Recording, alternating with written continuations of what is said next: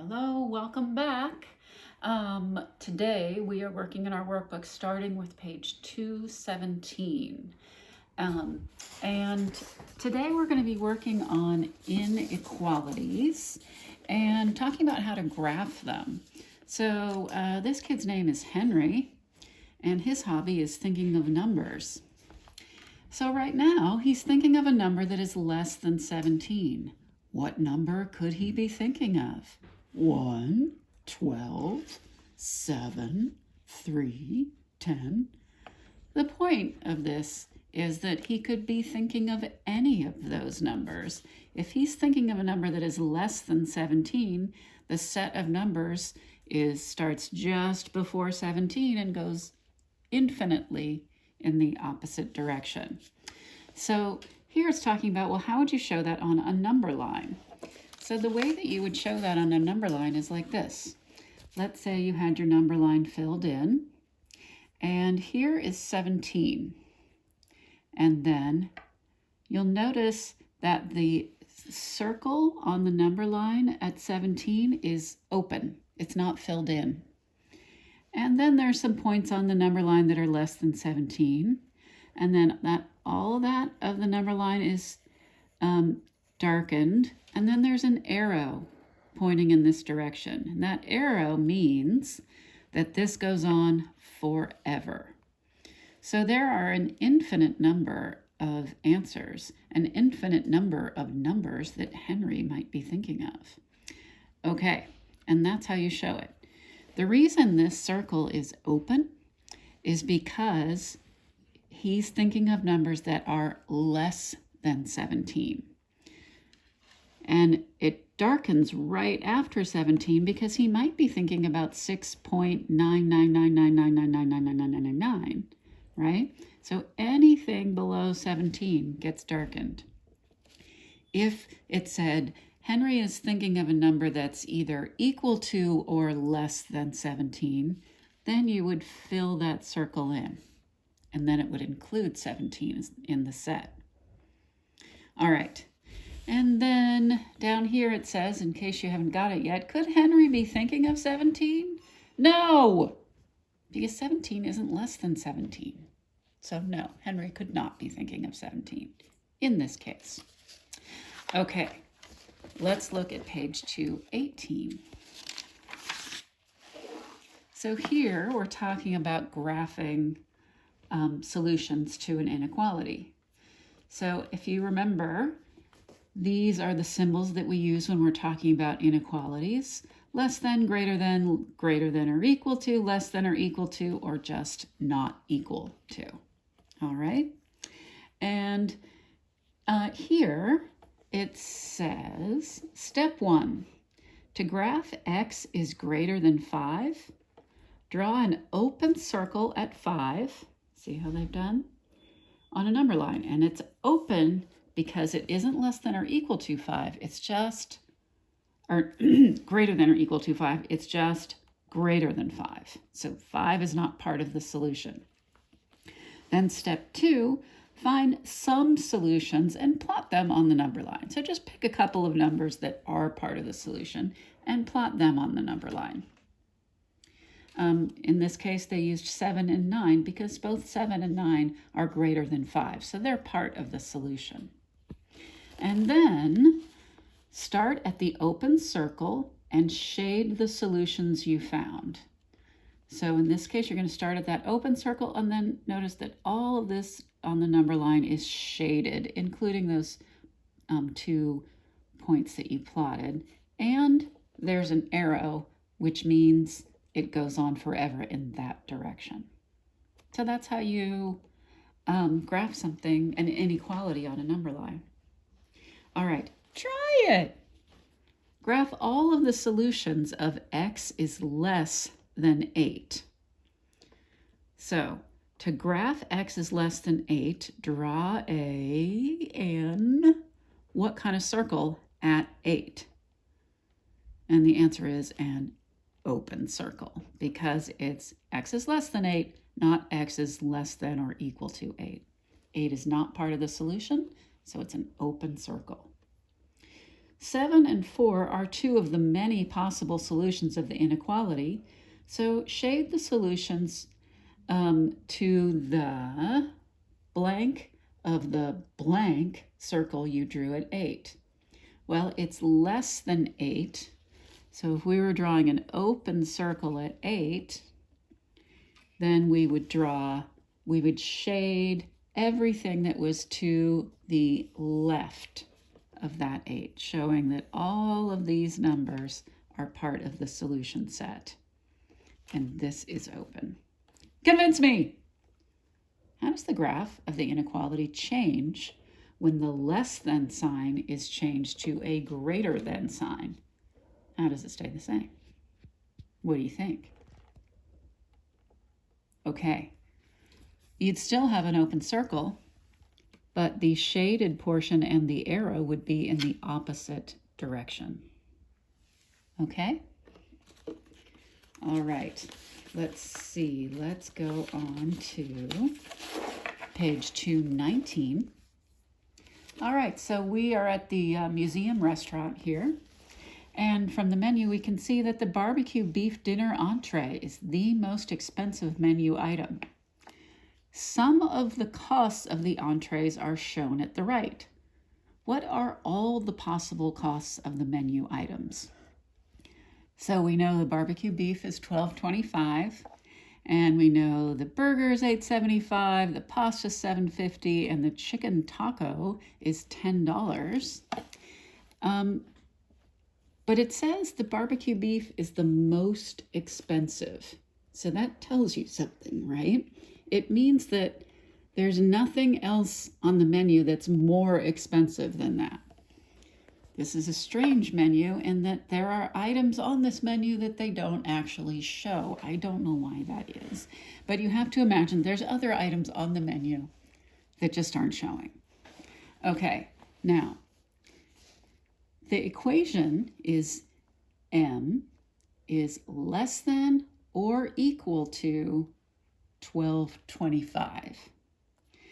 There are too many possible costs to list, so it's more efficient to show the cost on a graph. So here's your graph. Here's a closed circle at $12.25, and that's closed because it includes the price $12.25. And then everything to the left of it is shaded with an arrow pointing in that direction, so we know it goes on forever in that direction, because everything else on the menu is less than that. So this solution is all of the possible prices on the menu. Try it! There are no menu items on the children's menu at the museum restaurant that cost more than $8.50. There are none that cost more than $8.50. So what does that tell you? Means at least one of them costs $8.50. Nothing costs more than that, but at least one of them is $8.50. So what do you think the equation is going to be? If we say K equals the cost of items on the kids menu, we know that K is less than or equal to $8.50. Because $8.50 is the most expensive, everything else is less. So then how would we put that on this number line? Well, first we'd find $8.50. Is this going to be an open circle or a filled in closed circle? It's going to be closed. It's going to be closed because $8.50 is part of the solution. It's one of the costs. And then you're just going to shade everything in this direction with an arrow that shows that it could go on forever in that direction. Okay? Now, example 3 is substituting to solve an inequality. So, a long jumper who jumps at least 18 feet qualifies for the finals. Which athletes, if any, qualify for the finals? If you're at least 18 feet, you qualify. So let's look. Here's the inequality. y is greater than or equal to 18. So Amir at 22 1/3, yep, he would qualify. Jake, sorry Jake, 16 is not part of the solution set. Tyrell, yep. Ryan, yep. Bye, Jake. Jake didn't qualify, but I'm sure he's a really nice person. Okay, try it. Which athletes, if any, would qualify for the finals if the length of a jump that qualifies for the finals were at least 20.5 feet? 20.5, at least 20.5. So that means, would Amir do it? Would he qualify? Yes, he would, because he's 22 1/3. That's more than 20.5. Jake, still no dice, Jake, sorry. Tyrell, nope, Tyrell wouldn't make it anymore.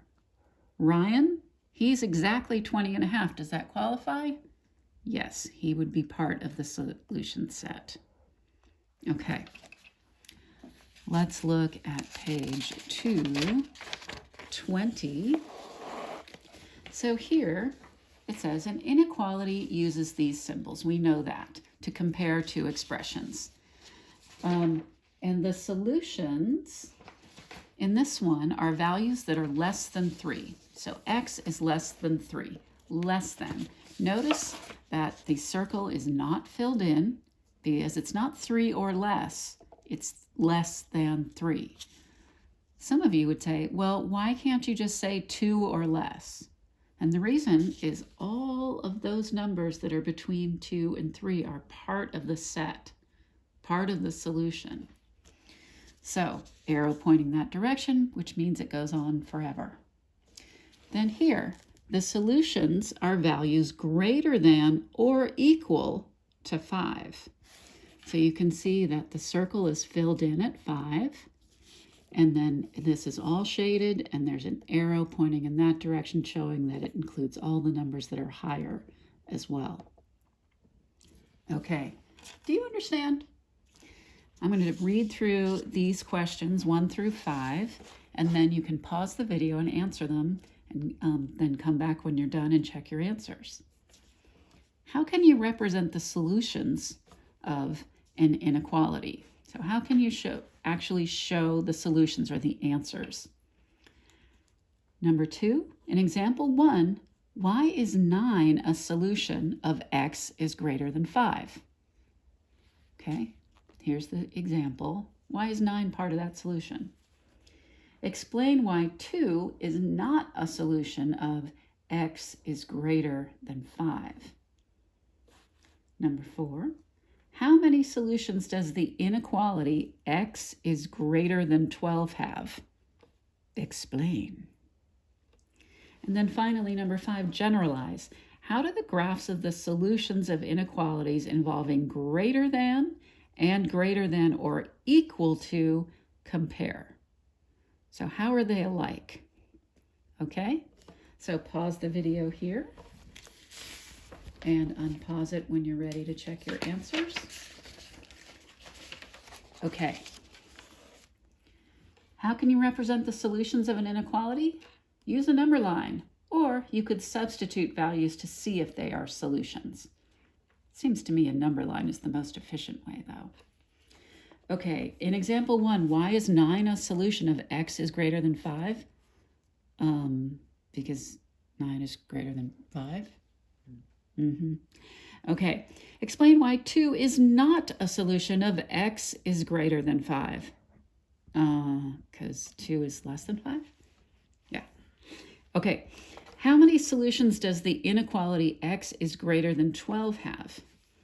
It has an infinite number because it includes all numbers greater than 12 to infinity, right?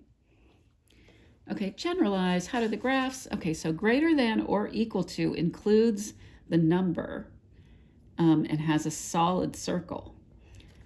And then if it doesn't have the equal to, it has an open circle. So it's almost the same, except for that greater than or equal to has a solid circle. Okay, do you know how In 6 and 7, write the inequality that each graph represents. So it's showing an inequality there. Let's see, we've got an open circle, shaded line with an arrow in that direction. Here we've got a closed circle, shaded arrow in that direction.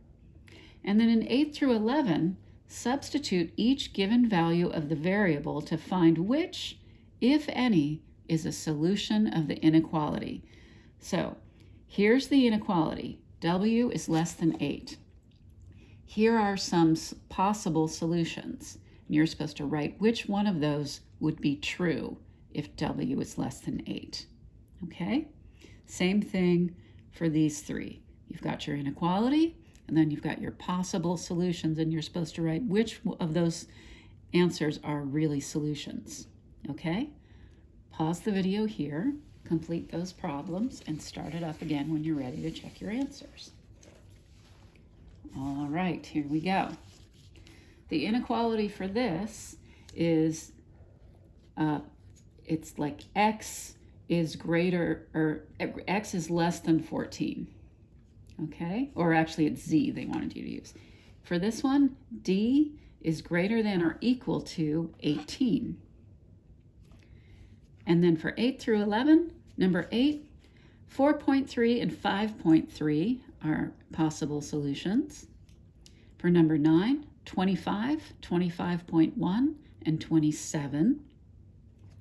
For number 10, 0 and 4. And for number 11, none of those are true. Y is greater than or equal to 8. Those are all less than 8. So none of those are possible solutions. Okay. Good work. I hope that's making sense. Feel free to leave me questions in the comments below, or shoot me an email, or you could save it for our small group meeting. Thanks. Great job. Bye.